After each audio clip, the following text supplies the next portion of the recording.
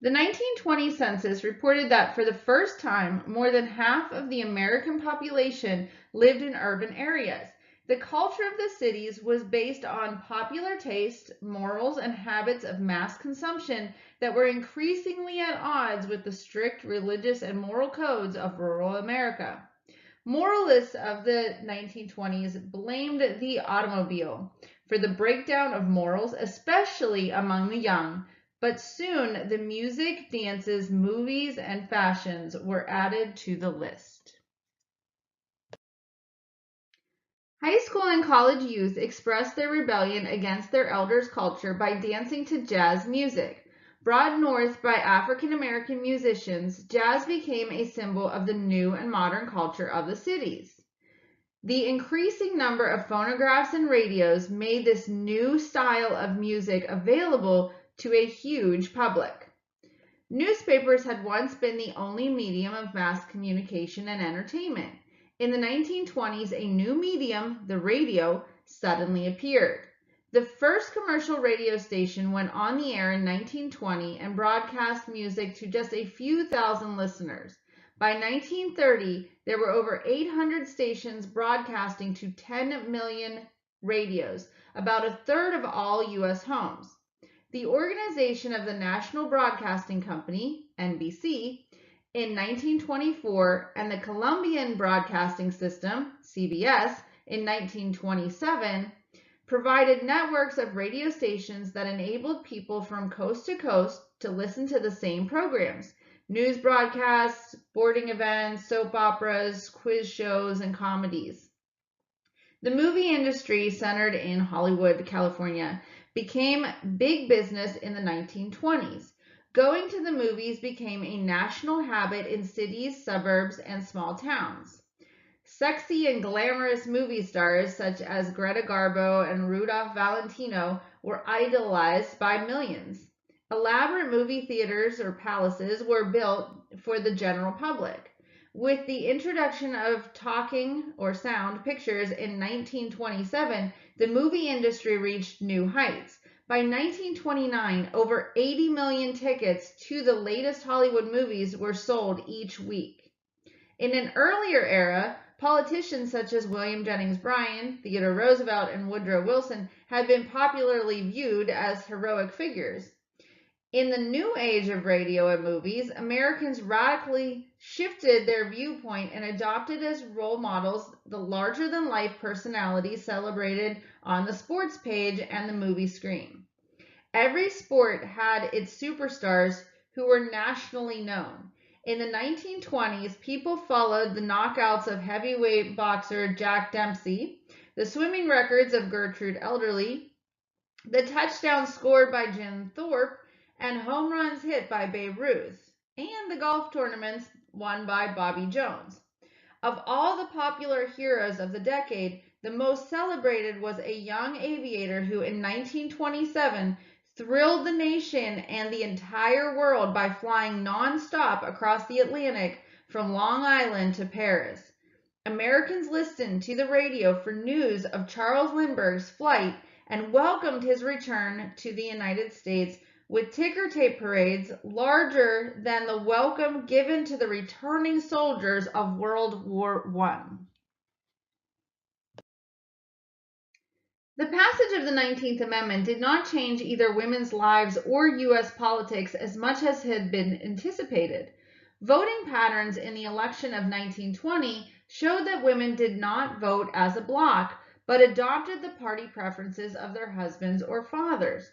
The traditional separation of labor between men and women continued into the 1920s. Most middle-class women expected to spend their lives as homemakers and mothers. The introduction into the home of such labor-saving devices as the washing machine and vacuum cleaner eased but did not substantially change the daily routines of the homemaker. Participation of women in the workforce remained about the same as before the war. Employed women usually lived in the cities, were limited to certain categories of jobs as clerks, nurses, teachers, and domestics, and received lower wages than men. Probably the most significant change in the lives of young men and women in the 1920s was their revolt against sexual taboos. A special fashion that set young people apart from older generations was the flapper look. Influenced by movie actresses as well as their own desires for independence, young women shocked their elders by wearing dresses hemmed at the knee instead of the ankle, bobbing or cutting their hair short, smoking cigarettes, and driving cars. High school and college graduates also took office jobs until they married. Then, as married women, they were expected to abandon the flapper look, quit their jobs, and settle down as wives and mothers. As a result of women's suffrage, state lawmakers were now forced to listen to feminists who demanded changes in the divorce laws to permit women to escape abusive and incompatible husbands. Liberalized divorce laws were one reason that 1 in 6 marriages ended in divorce by 1930, a dramatic increase over the 1 in 8 ratio of 1920. Widespread belief in the value of education, together with economic prosperity, stimulated more state governments to enact compulsory school laws. Universal high school education became the new American goal. By the end of the 1920s, the number of high school graduates had doubled to over 25% of the school-aged young adults. Scorning religion as hypocritical and bitterly condemning the sacrifices of wartime as a fraud perpetuated by money interest were two dominant themes of the leading writers of the post-war decade. This disillusionment caused the writer Gertrude Stein to call these writers a lost generation.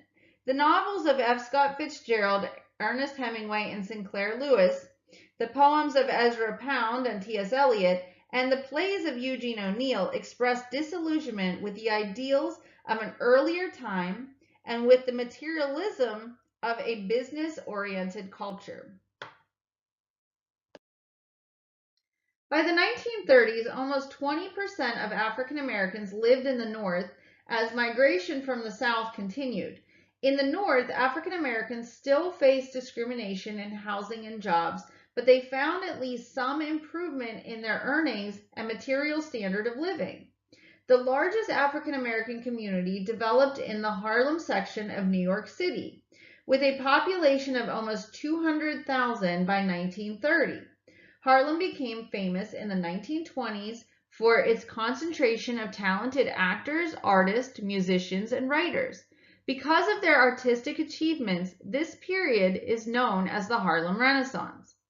The leading Harlem poets included Countee Cullen, Langston Hughes, James Weldon Johnson, and Claude McKay. Commenting on the African American heritage, their poems expressed a range of emotions from bitterness and resentment to joy and hope. African American jazz musicians such as Duke Ellington and Louis Armstrong were so popular among people of all races that the 1920s is often called the Jazz Age. After great performers included blues singer Bessie Smith and the multi-talented singer and actor Paul Robeson. While these artists sometimes performed before integrated audiences in Harlem, they often found themselves and their audience segregated in much of the rest of the nation. The dominant social and political issues of the 1920s expressed sharp division in U.S. society between the young and the old, between urban modernists and rural fundamentalists, between prohibitionists and anti-prohibitionists, and between nativists and the foreign-born. Divisions among Protestants reflected the tension in society between the traditional values of rural areas and the modernizing forces of the city. A range of influences, including the changing role of women, the social gospel movement, and scientific knowledge, caused large numbers of Protestants to define their faith in new ways. Modernists took a historical and critical view of certain passages in the Bible and believed they could accept Darwin's theory of evolution without abandoning their religious faith. Protestant preachers in rural areas condemned the modernists and taught that every word in the Bible must be accepted as literal truth. A key point in fundamentalist doctrine was that creationism, the idea that God had created the universe in 7 days, as stated in the book of Genesis, explained the origin of all life. Fundamentalists blamed the liberal views of modernists for causing a decline in morals. Ever since the Great Awakening of the early 1700s, religious revivals swept through America periodically. Revivalists of the 1920s preached a fundamentalist message, but did so for the first time making full use of the new tool of mass communication, the radio. The leading radio evangelists were Billy Sunday, who drew large crowds as he attacked drinking, gambling, and dancing, and Aimee Semple McPherson, who condemned the twin evils of communism and jazz music from her pulpit in Los Angeles. More than any other single event, a much publicized trial in Tennessee focused the debate between religious fundamentalism and the rural South and modernists of the northern cities. Tennessee, like several other southern states, outlawed the teaching of Darwin's theory of evolution in public schools. To challenge the constitutionality of these laws, the American Civil Liberties Union persuaded a Tennessee biology teacher, John Scopes, to teach the theory of evolution to his high school class. For doing so, Scopes was arrested and tried in 1925. The entire nation followed the Scopes trial, both in newspapers and by radio. Defending Scopes was the famous lawyer Clarence Darrow. Representing the fundamentalists was the 3-time Democratic candidate for president, William Jennings Bryan, who testified as an expert on the Bible. As expected, Scopes was convicted, but the conviction was later overturned on a technicality. Laws banning the teaching of evolution remained on the books for years, although they were rarely enforced. The Northern press asserted that Darrow and the modernists had thoroughly discredited fundamentalism. However, to this day, questions about the relationship between religion and the public schools remains controversial and unresolved. Another controversy that helped define the 1920s concerned people's conflicting attitudes towards the 18th Amendment. Wartime concerns to conserve grain and maintain a sober workforce moved Congress to pass the amendment, which strictly prohibited the manufacture and sale of alcoholic beverages, including liquors, wines, and beers. It was ratified in 1919. The adoption of the Prohibition Amendment and a federal law enforcing it, which was the Volstead Act, were the culmination of many decades of crusading by temperance forces. Prohibition did not stop people from drinking alcohol, either in public places or at home. Especially in the cities, it became fashionable to defy the law by going to clubs or bars known as speakeasies where bootleg or smuggled liquor was sold. City police and judges were paid to look the other way. Even elected officials such as President Harding served alcoholic drinks to guests. Liquors, beers, and wines were readily available from bootleggers who smuggled them from Canada or made them in their garages or basements.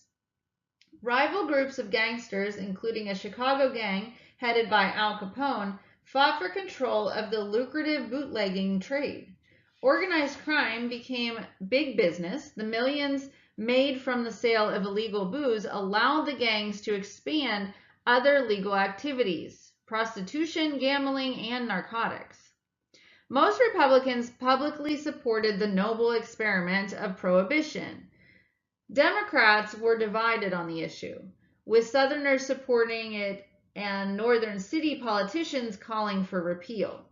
Supporters of the 18th Amendment pointed to declines in alcoholism and alcohol-related deaths, but as the years passed, they gradually weakened in the face of growing public resentment and clear evidence of increased criminal activity. With the coming of the Great Depression, economic arguments for repeal were added to the others. In 1933, the 21st Amendment repealing the 18th was ratified, and millions celebrated the new year by toasting the end of Prohibition. The World War had interrupted the flow of immigrants to the United States, but as soon as the war ended, immigration shot upward. Over 1 million foreigners entered the country between 1919 and 1921. Like the immigrants of the pre-war period, the new arrivals were mainly Catholics and Jews from Eastern and Southern Europe. Once again, nativist prejudice of native-born Protestants were aroused. Workers feared competition for jobs. Isolationists want minimal contracts with Europe and feared that immigrants might bring revolution.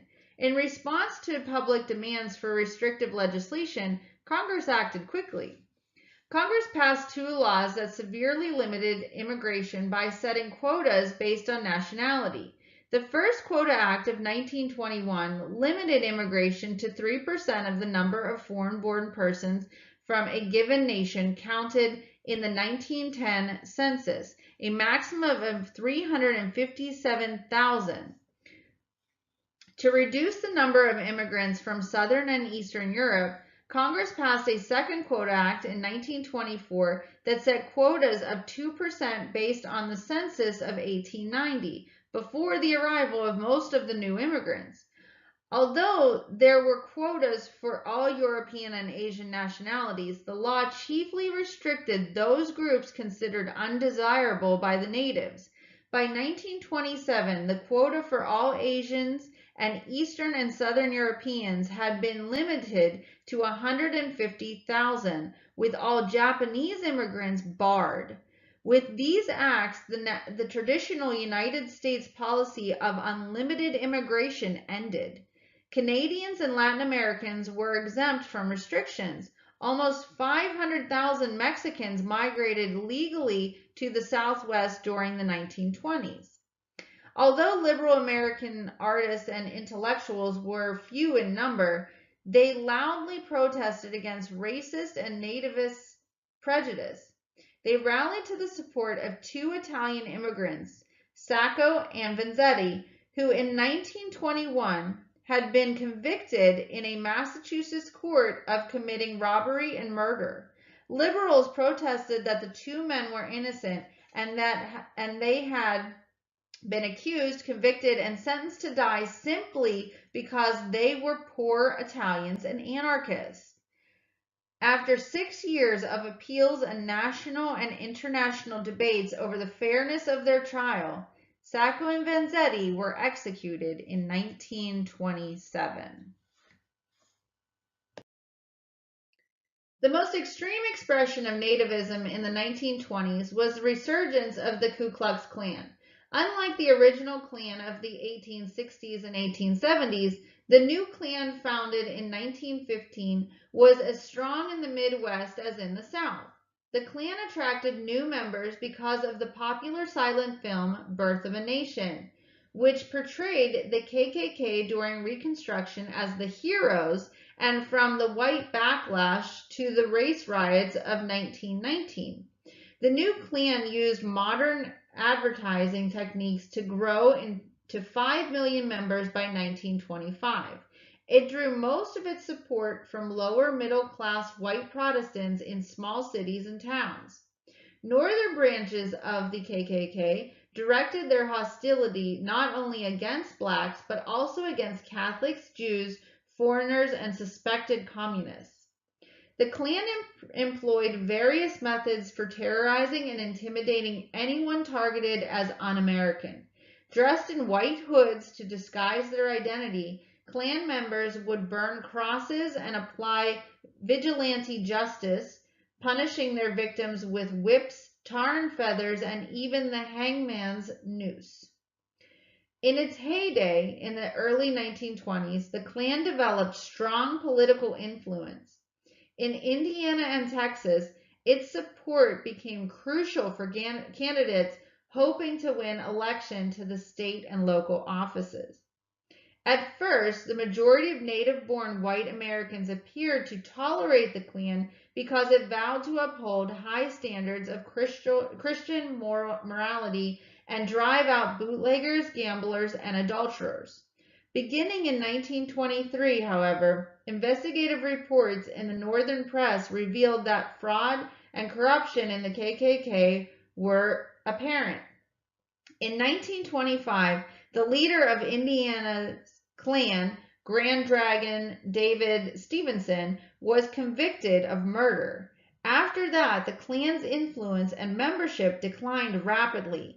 Nevertheless, it continued to exist and advocate for white supremacy into the 1960s.